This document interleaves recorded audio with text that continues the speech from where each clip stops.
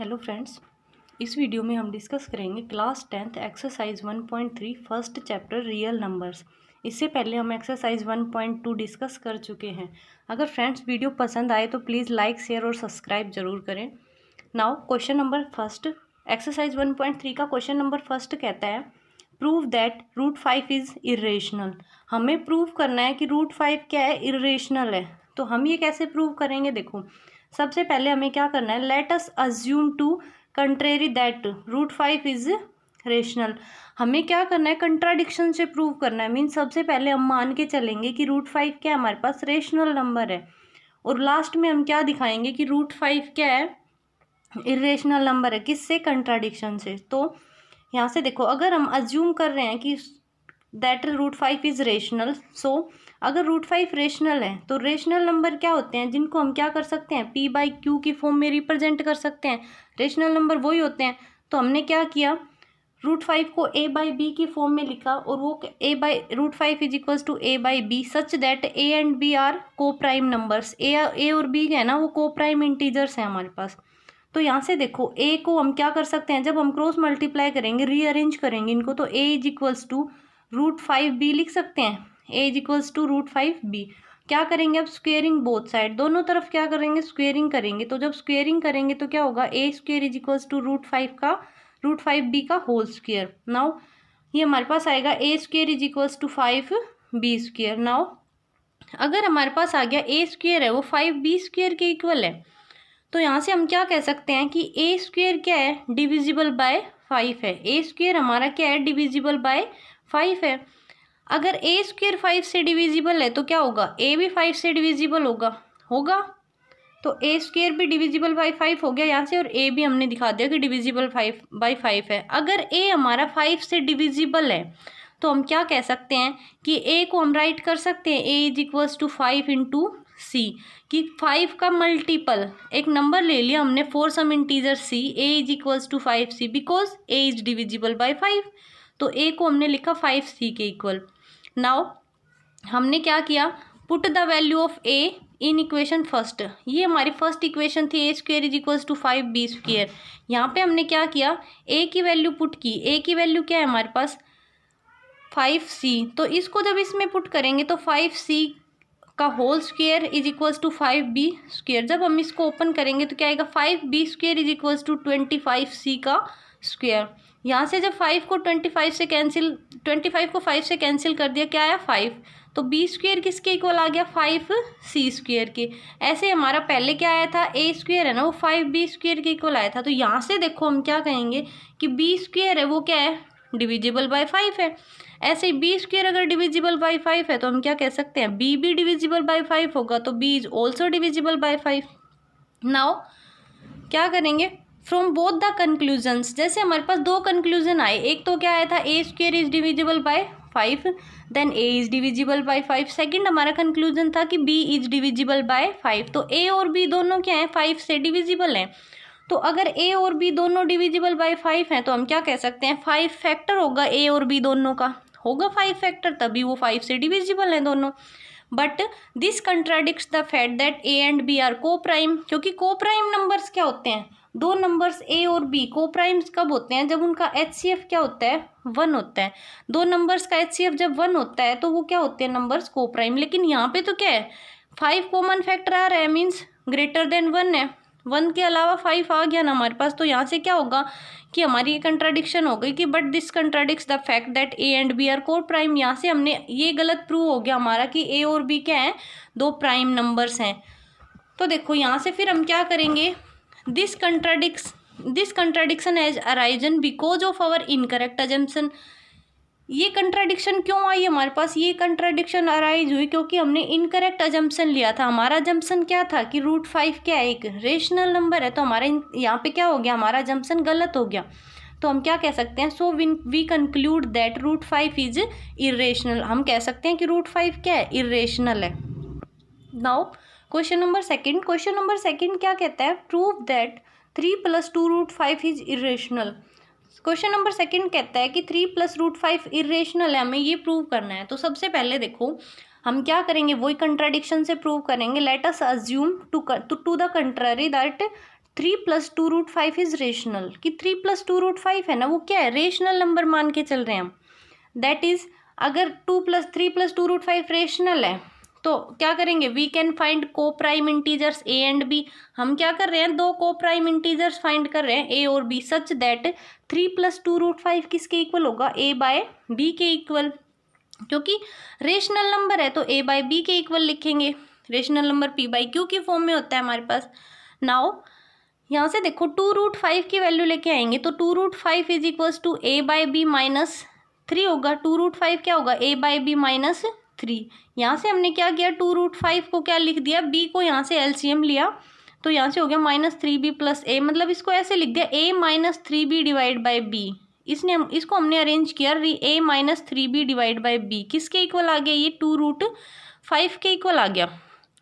Okay, now क्या करेंगे, अब हम यहाँ से √5 की वैल्यू लेके आओ। √5 क्या होगा, a -3b divide by B है तो इसके नीचे आ जाएगा ये मल्टीप्लाई में 2, तो ये 2b हो गया। अब देखो यहाँ से a और b क्या है हमारे पास, इंटीजर्स हैं दो, तो a भी इंटीजर्स है -3b इंटीजर इंटू b, ये कंप्लीट इंटीजर, तो इंटीजर डिवाइड बाय इंटीजर, तो वो क्या हो गई, p बाई क्यू फॉर्म हो गई। अगर p बाई क्यू फॉर्म हो गई तो हम क्या कह सकते हैं, सो √5 इज रेशनल। √5 क्या आ गया हमारे पास, √5 एक रेशनल नंबर हो गया। But this contradict the fact that √5 is irrational. हम पहले प्रूव कर चुके हैं ना कि √5 क्या है, इरेशनल है। Then this contradiction has arisen because of our incorrect assumption that 3 + 2√5 is rational। ये contradiction arise हुई क्यों, क्योंकि हमने incorrect assumption लिया था that 3 + 2√5 is rational, so we conclude that 3 + 2√5 is irrational। तो हम क्या conclusion दे सकते हैं यहाँ से कि 3 + 2√5 is irrational। Now question number 3 कहता है prove that the following are irrational. ये सारे नंबर्स जो है ना हमारे पास इरेशनल नंबर है। तो फर्स्ट हमारे पास गिवन है 1/√2। तो सबसे पहले हम क्या करेंगे, let us assume the contrary that 1/√2 is rational. 1/√2 क्या ले लिया हमने, रेशनल नंबर अज्यूम कर लिया। नाउ अगर ये रेशनल नंबर है तो हम क्या कर सकते हैं, 1/√2 को लिख सकते हैं a by b, where a and b are coprime numbers. तो p बाई क्यू की फॉर्म में लिख दिया हमने यहाँ से। तो देखो यहाँ से √2 की वैल्यू फाइंड आउट करो, क्रॉस मल्टीप्लाई करेंगे तो यहाँ से क्या आएगा, b is equals to √2a, तो b by a is equals to क्या हो गया, √2। यहाँ से हमने वैल्यू निकाली √2 is equals to b by a। Now since a and b are integers, a और b क्या है हमारे इंटीजर्स हैं, a और b अगर इंटीजर्स हैं तो हम क्या कहेंगे, √2 क्या है, √2 रेशनल नंबर हो गया, क्योंकि b बाय a की फॉर्म में क्या है, ये इंटीजर्स की फॉर्म में आ गया, तो ये √2 क्या आ गया, रेशनल नंबर आ गया। But this contradicts the fact that √2 is irrational. ये इस फैक्ट को कंट्राडिक्ट करता है कि √2 क्या है, इरेशनल है। हम तो पहले प्रूव कर चुके हैं कि √2 है, √3 है, √5 ये सब क्या है, इरेशनल नंबर है। So we conclude that 1/√2 is irrational. So हम कह सकते हैं कि 1/√2 क्या है, इरेशनल है। किससे प्रूव किया, कंट्राडिक्शन से। नाउ थर्ड क्वेश्चन का सेकेंड पार्ट है हमारे पास 7√5। हमें 7√5 के लिए प्रूव करना है कि 7√5 क्या है, इरेशनल नंबर है। तो सबसे पहले हम क्या करते हैं, अज्यूम करेंगे, let us assume the contrary that 7√5 is rational. 7√5 क्या है हमारे पास, रेशनल नंबर है। अगर रेशनल नंबर है that is we can find coprime a and b such that 7√5 is equals to a by b. 7√5 किसके equal होगा, a by b के इक्वल होगा। सो √5 किसके इक्वल होगा, यहाँ से √5 की वैल्यू अगर हम फाइंड करें तो a बाय 7b के इक्वल हो गया। √5 की वैल्यू क्या आई, a बाय 7b। तो जब √5 की वैल्यू हमारे पास क्या आई, √5 की value I a bye 7b। √5 की वैल्यू है a बाय 7b। तो यहाँ से देखो a b क्या है हमारे पास, इंटीजर है, 7b इंटीजर एंड b भी इंटीजर है। तो since 7a and b are integers then a by 7b क्या होगा, रेशनल होगा। अगर ये इंटीजर्स हैं तो ये रेशनल होगा, a by 7b and so √5 is rational. √5 भी यहाँ से रेशनल हो गया। But this contradict that √5 is irrational. यहाँ से ये कंट्राडिक्शन मिलती है हमें कि √5 क्या है, इरेशनल है। हमारा क्या आ गया, √5 रेशनल आ गया और √5 होता क्या है, इरेशनल। तो यहाँ से क्या मिल गया हमें, कंट्राडिक्शन। तो this contradiction has arisen because of our incorrect assumption. ये कंट्राडिक्शन अराइज क्यों हुई? क्योंकि ये हमारी इनकरेक्ट अजम्पशन है that 7√5 is rational. So we conclude that 7√5 is irrational. हम कंक्लूड कर सकते हैं कि 7√5 क्या होगा?